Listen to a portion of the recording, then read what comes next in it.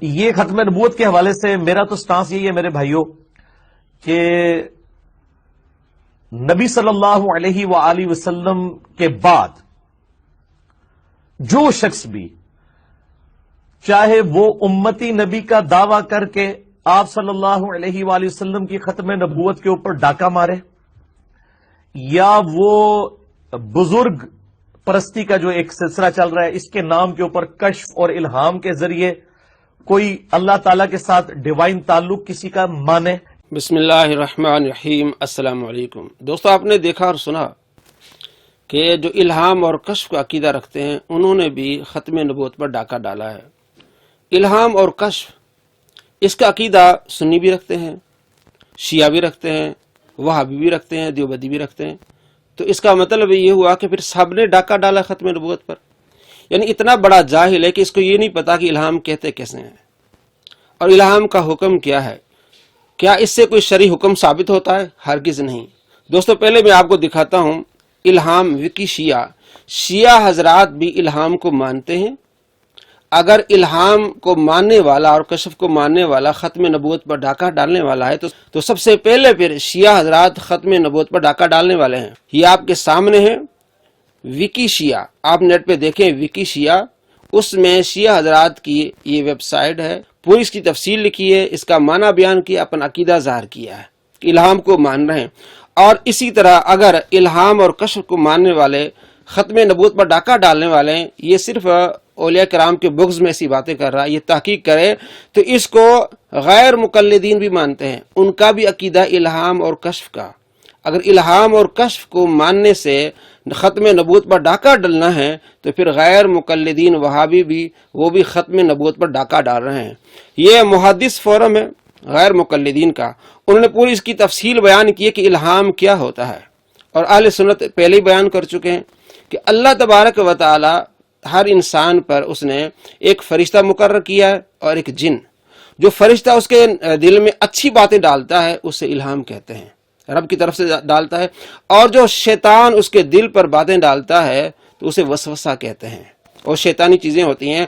اگر کوئی بندہ اس بات کو یہ کہے کہ قادیانی بھی تو یہ عقیدہ رکھتے ہیں، قادیانی یہ عقیدہ رکھتے ہیں کہ ان کے نزدیک تو شرعی فیصلہ ہے، جس طرح مرزا قادیانی کہا کہ مجھے الہام ہوتا ہے، میں نبی ہوں، تو الہام سے کوئی جو ہے وہ شرعی فیصلہ ثابت نہیں ہوتا، شرعی حکم ثابت نہیں ہوتا۔ اگر کوئی اس طرح کی بات کرے گا تو یہ شیطان کی طرف سے ہے۔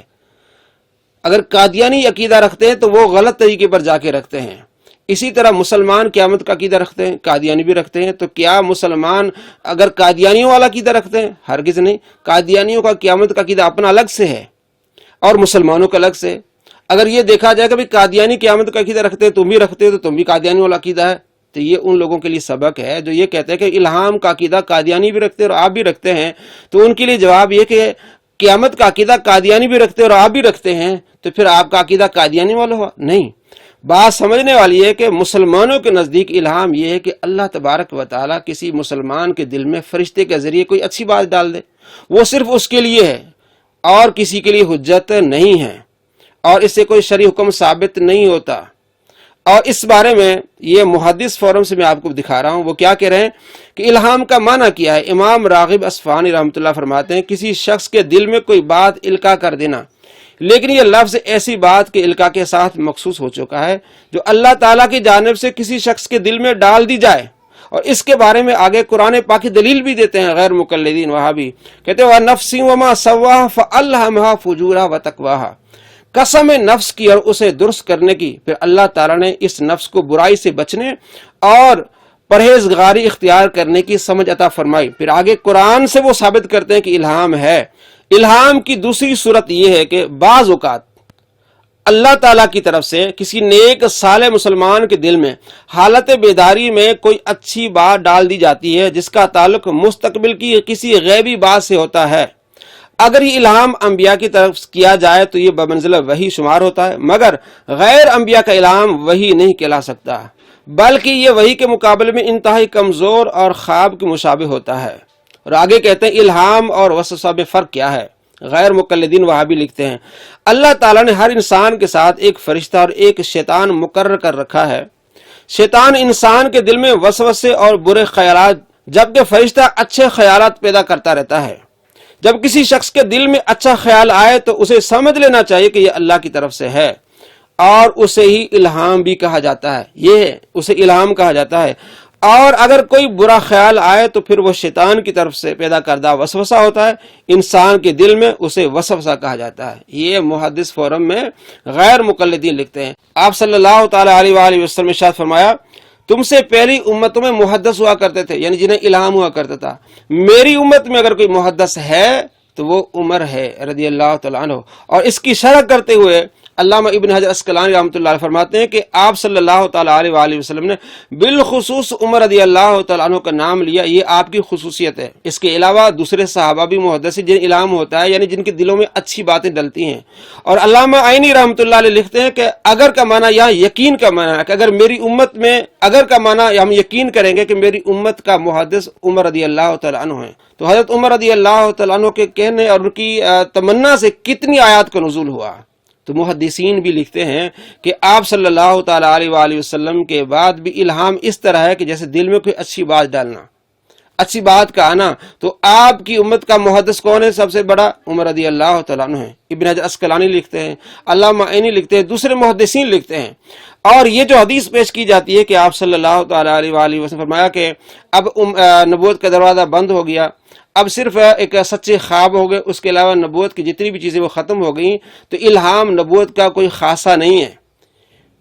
پہلی امتوں میں انبیاء علیہ السلام کے علاوہ بھی عام لوگوں پر الہام ہوا کرتا تھا۔ اس کی واضح مثال ہے حضرت موسیٰ علیہ السلام کی والدہ، سورہ قصص کے پہلے رکوع میں حضرت موسیٰ علیہ السلام کی والدہ کی طرف الہام ہوا ہے کہ آپ کا بیٹا آپ کو واپس کیا جائے گا، وہی تو نہیں، تو وہاں وہی کا معنی الہام ہے۔